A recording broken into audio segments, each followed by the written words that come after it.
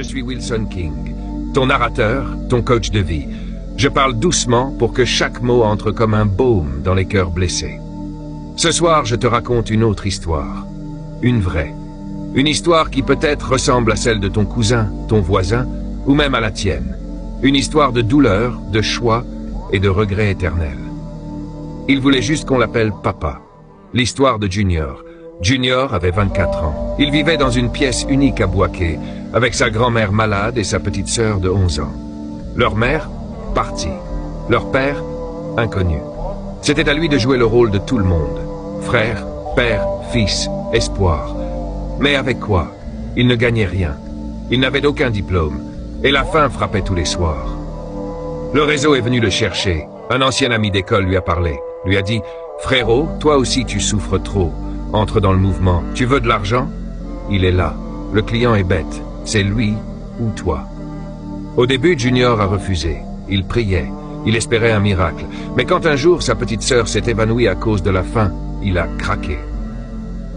Quand l'argent commence à couler, très vite, il avait plus que de quoi vivre. Des billets, des motos, des habits de marque.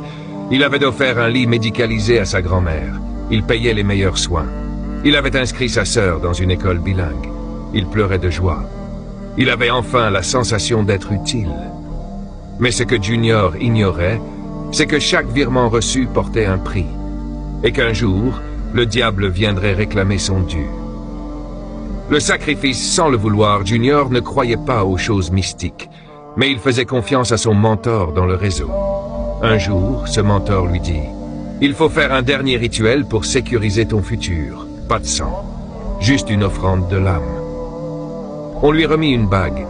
On lui demanda de la garder pendant 3 jours. Il accepta. Le soir du 3e jour, sa petite sœur est tombée gravement malade. Puis, en moins d'1 semaine, elle est morte. La vérité frappe. Junior a commencé à se renseigner. Il a appris que la bague qu'on lui avait donnée était un sceau de pacte. Elle prélève l'âme la plus pure dans l'entourage. Et souvent, celle qu'on aime le plus.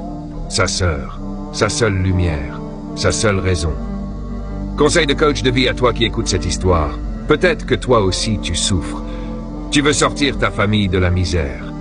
Peut-être qu'on te dit que le client est bête, il mérite ça. Mais toi, tu mérites mieux.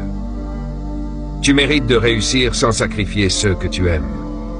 Tu mérites une vie propre, une vie que tu peux raconter à tes enfants sans pleurer.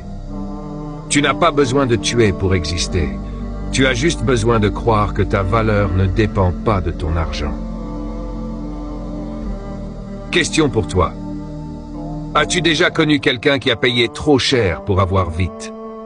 As-tu déjà eu le sentiment que l'argent que tu gagnais n'avait pas d'âme? Crois-tu que l'on peut tout avoir sans perdre ce qui compte vraiment? Écris ton expérience en commentaire. Tag quelqu'un qui est en train de se perdre. Ou simplement, partage cette histoire à quelqu'un avant qu'il ne soit trop tard. Je suis Wilson King et si tu as besoin d'aide, de mots, de force, je suis là.